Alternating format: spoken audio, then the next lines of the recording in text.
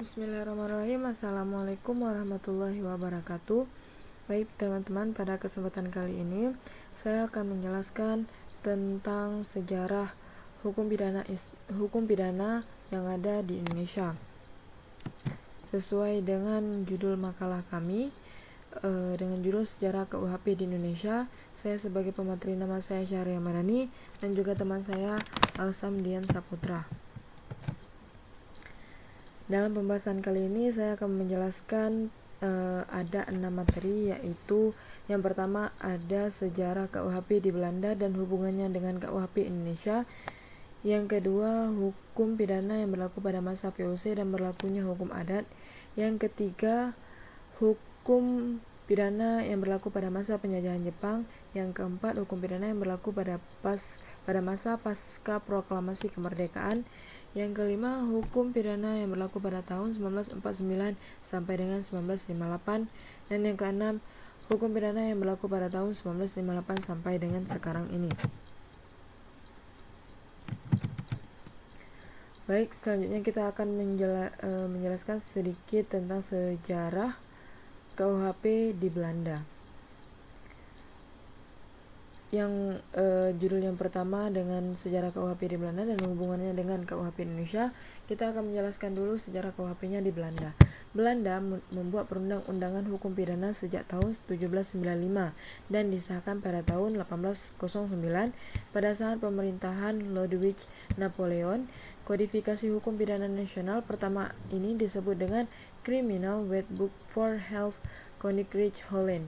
Namun baru 2 tahun berlaku, pada tahun 1811 Prancis menjajah Belanda dan memberlakukan kode penal atau kodifikasi hukum pidana yang dibuat pada tahun 1810 saat Napoleon Bonaparte menjadi penguasa Prancis. Pada tahun 1813 Prancis meninggalkan negara Belanda. Namun demikian, negara Belanda masih mempertahankan kode penal itu sampai tahun 1886.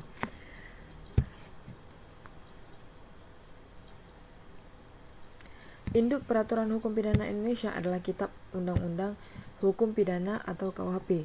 KUHP ini mempunyai nama asli Wetboek van Strafrecht voor Nederlandse Indie atau WVSNI yang diberlakukan di Indonesia pertama kali dengan Koninklijk Besluit atau Titah Raja nomor 33 15 Oktober 1915 dan mulai diberlakukan sejak tanggal 1 Januari 1918.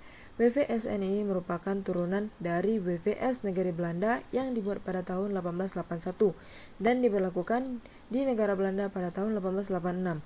Walaupun WVSNI notabene turunan atau kopi dari WVS Belanda, namun pemerintah kolonial pada saat itu menerapkan asas konkordansi atau penyesuaian bagi pemberlakuan WVS di negara jajahannya.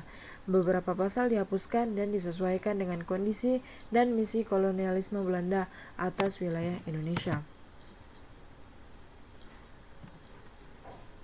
Selanjutnya kita akan memasuki judul yang kedua, yaitu hukum pidana pada masa VOC dan berlakunya hukum adat. Sebelum kita menjelaskan sedikit tentang hukum pidananya pada masa VOC, kita akan menjelaskan dulu tentang berlakunya hukum adat.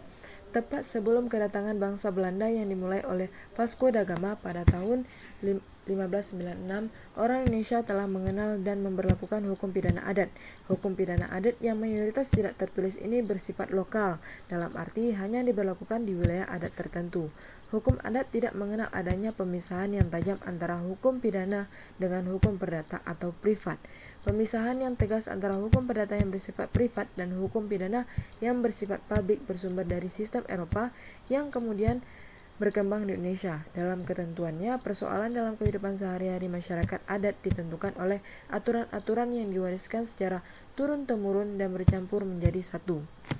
Di beberapa wilayah tertentu, hukum adat sangat kental dengan agama yang dijadikan agama resmi atau secara mayoritas dianut oleh masyarakatnya. Sebagai contoh, hukum pidana adat Aceh, Palembang, dan Ujung Pandang yang sangat kental dengan nilai-nilai hukum Islamnya.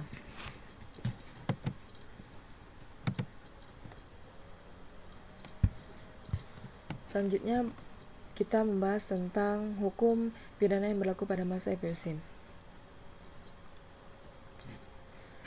Masa pemberlakuan hukum pidana barat dimulai dengan setelah bangsa Belanda datang ke wilayah Nusantara, yaitu ditandai dengan diberlakukannya beberapa peraturan pidana oleh VOC.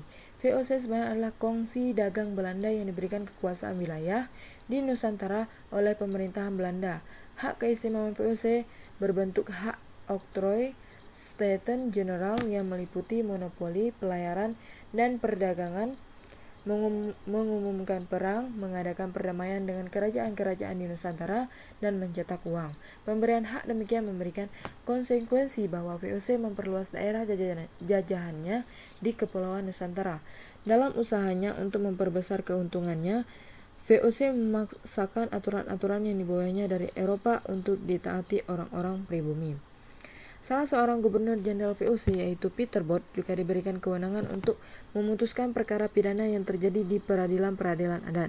Alasan VOC mencampuri urusan peradilan pidana adat ini disebabkan beberapa hal, antara lain: yang pertama, sistem pemindaan yang dikenal dalam hukum pidana adat tidak memadai untuk dapat memaksakan kepada penduduknya agar mentaati peraturan-peraturan. Yang kedua, sistem peradilan pidana adat terkadang tidak mampu menyelesaikan perkara pidana yang terjadi karena permasalahan alat bukti. Dan yang ketiga, adanya perbedaan pemahaman mengenai kejahatan dan pelanggaran antara hukum pidana adat dengan hukum pidana yang dibawa VOC. Sebagai contoh adalah suatu perbuatan yang menurut hukum pidana adat bukanlah dianggap sebagai kejahatan, namun menurut pendapat VOC perbuatan tersebut dianggap kejahatan, sehingga perlu dipidana yang setimpal. Bentuk campur tangan VOC dalam hukum pidana adat adalah terbentuknya Pepakem Cirebon yang digunakan para hakim dalam peradilan pidana adat. Pepakem Cirebon itu berisi antara lain mengenai sistem pemindanaan seperti pemukulan, cap bakar, dirantai, dan lain sebagainya. Pada tahun 1750, VOC juga menghimpun dan mengeluarkan kitab hukum Mukhtarir yang berisi himpunan hukum pidana Islam. Oke, selanjutnya kita akan menjelaskan tentang judul yang ketiga, yaitu hukum pidana pada masa penjajahan Jepang. Pertama kali pemerintahan militer Jepang mengeluarkan Osamu Seirei nomor 1 tahun 1942. Pasal 3 undang-undang tersebut menyebutkan bahwa semua badan pemerintahan dan kekuasaannya, hukum dan undang-undang dari pemerintahan yang dulu tetap diakui sah untuk sementara waktu, asalkan tidak bertentangan dengan pemerintahan militer. Dengan dasar ini maka dapat diketahui bahwa hukum yang mengatur pemerintahan dan lain-lain termasuk hukum pidananya masih tetap menggunakan hukum pidana Belanda yang didasarkan pada pasal 131 JO pasal 163 Indisrechtelijk. Dengan demikian, hukum pidana yang diberlakukan bagi semua golongan penduduk sama yang ditentukan dalam pasal 131 Indisrechtelijk dan golongan-golongan penduduk yang ada dalam pasal 163 Indisrechtelijk. Untuk melengkapi hukum pidana yang telah ada sebelumnya, pemerintahan militer Jepang Indonesia mengeluarkan Ganseirei nomor istimewa 1942, Osamu Seirei nomor 25 tahun 1944, dan Ganseirei nomor 14 tahun 1942. Ganseirei nomor istimewa tahun 1942 dan Osamu Seirei nomor 25 tahun 1944 berisi tentang hukum pidana umum dan hukum pidana khusus, sedangkan Ganseirei nomor 14 tahun 1942 mengatur tentang pengadilan di Hindia Belanda.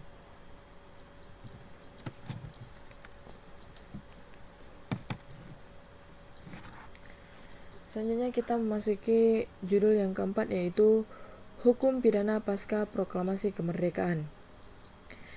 Presiden Soekarno selaku presiden pertama kali mengeluarkan kembali peraturan presiden nomor 2 tahun 1945 tanggal 10 Oktober 1945 yang terdiri dari dua pasal, yaitu pasal pertama, segala badan-badan negara dan peraturan-peraturan yang ada sampai berdirinya negara Republik Indonesia pada tanggal 17 Agustus 1945 sebelum diadakan yang baru menurut Undang-Undang Dasar masih tetap berlaku asal saja tidak bertentangan dengan Undang-Undang Dasar tersebut.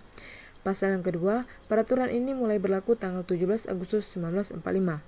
Sekilas, Pempres ini hampir sama dengan pasal 2 aturan peralihan Undang-Undang Dasar 1945. Namun dalam Pempres ini dengan tegas dinyatakan tanggal pembatasan yaitu 17 Agustus 1945.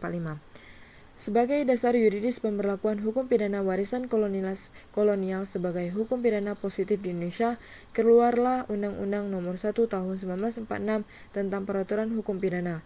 Pasal 1 undang-undang tersebut secara tegas menyatakan dengan menyimpang seperlunya dari Peraturan Presiden Republik Indonesia tertanggal 10 Oktober 1945 Nomor 2 menetapkan bahwa peraturan-peraturan hukum pidana yang berlaku sekarang adalah peraturan-peraturan hukum pidana yang ada pada tanggal 8 Maret 1942. Selanjutnya kita akan masuki judul yang selanjutnya, yaitu KUHP yang berlaku pada tahun atau pada masa 1949 sampai dengan 1958. Tahun 1949 sampai tahun 1950, negara Indonesia menjadi negara serikat sebagai konsekuensi atas syarat pengakuan kemerdekaan dari negara Belanda. Dengan perubahan bentuk negara ini, maka Undang-Undang Dasar 1945 tidak berlaku lagi dan diganti dengan Konstitusi Republik Indonesia Serikat sebagai aturan peralihannya. Pasal 192 Konstitusi RIS menyebutkan, peraturan-peraturan undang-undang dan ketentuan-ketentuan tata usaha yang sudah ada pada saat konstitusi ini mulai berlaku, tetap berlaku dengan tidak berubah sebagai peraturan-peraturan dan ketentuan-ketentuan Republik Indonesia Serikat sendiri. Selama dan sekedar peraturan-peraturan dan ketentuan-ketentuan itu tidak dicabut, ditambah atau diubah oleh undang-undang dan ketentuan-ketentuan tata usaha atas kuasa konstitusi ini. Dengan adanya ketentuan ini, maka praktis hukum pidana yang berlaku pun masih tetap sama dengan dahulu, yaitu Wetboek van Strafrecht yang berdasarkan pasal 6 ayat 2 Undang-Undang Nomor 1 Tahun 1946 dapat disebut sebagai Kitab Undang-Undang Hukum Pidana. Namun demikian, permasalahan dualisme KUHP yang muncul setelah Belanda datang kembali ke Indonesia setelah kemerdekaan masih tetap berlangsung pada masa ini.